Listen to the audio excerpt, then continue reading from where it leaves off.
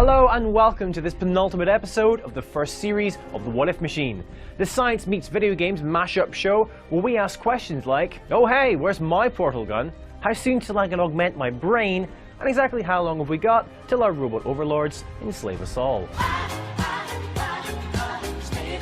This week we'll be looking at the most requested topic since the dawn of time. By which I mean 5 weeks ago when we started the show.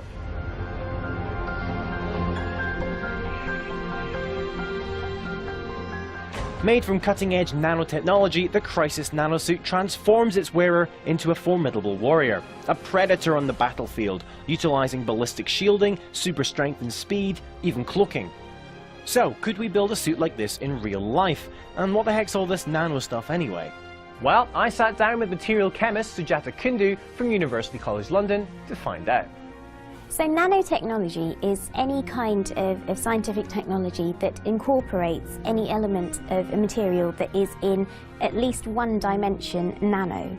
So nano would be 1/billionth of a meter, so it's 0.000000001 meters that we're looking at, so it's really quite tiny.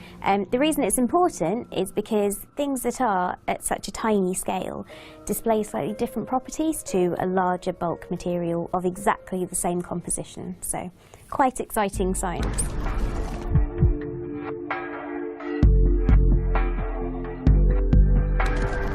Nanotechnology is already used today to make a bunch of different things, including tennis rackets, self-cleaning glass, even antimicrobial bandages. Plus, in the future, scientists in Japan even have plans to make a space elevator out of carbon nanotubes. But what about its potential as combat-ready advanced body armor? So obviously at the moment we have perfectly wonderful armoured suits and things for our soldiers, but they are incredibly bulky, they're very heavy. But if we try and utilise nanotechnology, we can create suits that are lighter, more portable. It means that they can actually have different properties that bulk materials don't necessarily hold. So we know that carbon exists in lots of different forms, from coal to diamond, something very, very soft and something incredibly hard, and it is just dependent on its structure. If we look at carbon in a nano-dimensional way, you can get a layer of graphite, which is known as graphene, and all this is this hexagonal pattern of carbon atoms. And although you would think that maybe that's not entirely useful, it is incredibly strong. It is mass for mass stronger than steel. So if we can incorporate this into a soldier suit, you're looking onto a winner here, because it's incredibly light and it's incredibly strong. In fact, there's a whole institute at MIT who specialise in soldier nanotechnologies. The research covers ballistic and blast protection, lightweight multifunctional nanofibers, even nanoelectronics, all very impressive. However, there is one bizarre property of nanomaterials already being trialled for use in advanced body armour today. It's all to do with little something called non-Newtonian physics. Chuck that term into YouTube and you'll get roughly 20 kajillion videos of people fooling around with a simple mixture of corn flour and water. Why? Well, because this particular solution acts as a liquid when undisturbed, but when pressure is applied, it behaves as a solid. Some videos even feature people running across swimming pools of the stuff. Amazing.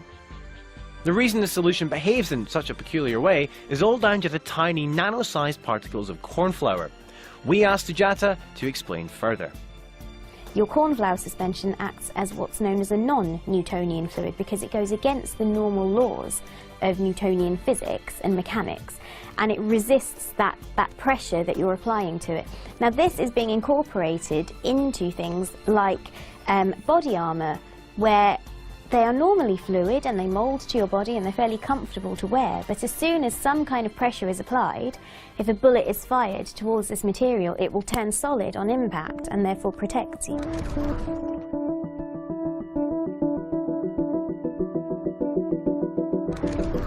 Perhaps the most useful function of the nanosuit is its cloaking ability. On activation, the outer surface of the suit changes, resulting in the absorption or bending of incoming spectrums, such as visible light, microwaves and radio waves, rendering the user invisible to the naked eye, as well as surveillance equipment. So, is an invisibility cloak like this even plausible? Well, in a word, Yes. Using something called man-made metamaterials, scientists have demonstrated the ability to reflect light around an object. Sujata explains how. By using nanotechnology, you are able to manipulate the materials so they can reflect the correct wavelength of light that you want, so that you can effectively see through, or not notice whatever it is being cloaked. So far, researchers have only been able to cloak objects to microwaves, however, not the visible spectrum. But this is still a really exciting proof of principle, and the teams behind this tech are confident of reaching this goal in the future.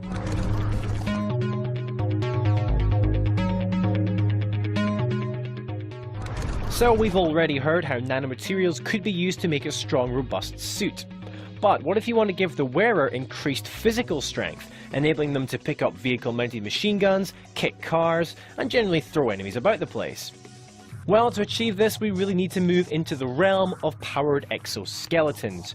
Speaking of which, check out the Exo 2 from Raytheon. This is right on the cutting edge of exoskeleton research.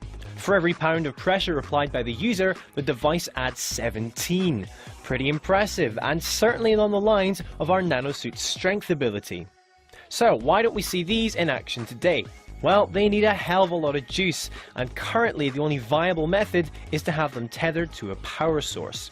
However, the folks at Raytheon have made lower power consumption a top priority.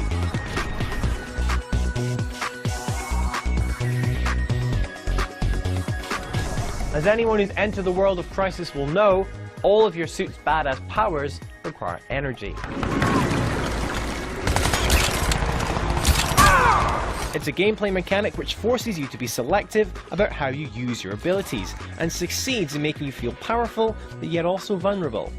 Now, we've already seen the limitations that the need for power can cause with the Raytheon exoskeleton. So, I asked Sujata if nanotechnology could maybe offer us some solutions. So the first way is the classic solar panel way. Now, solar panels generally are based on nanocrystalline materials.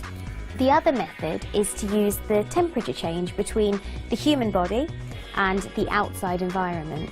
If we can place some kind of nanocrystalline material in between the hot edge and the cold edge, what can happen is that the heat can generate some kind of current, some kind of excitation, which is propagated to the cold side, which then bounces back to the hot side, through to the cold side. Now, this goes all the way through the material, generating this kind of current. It's known as thermoelectronics, and again, it's based on nanotechnological advances in science, but it's incredibly exciting. It means that potentially, these won't just be used to power soldier suits. This means that we can power our mobile phones from normal clothing.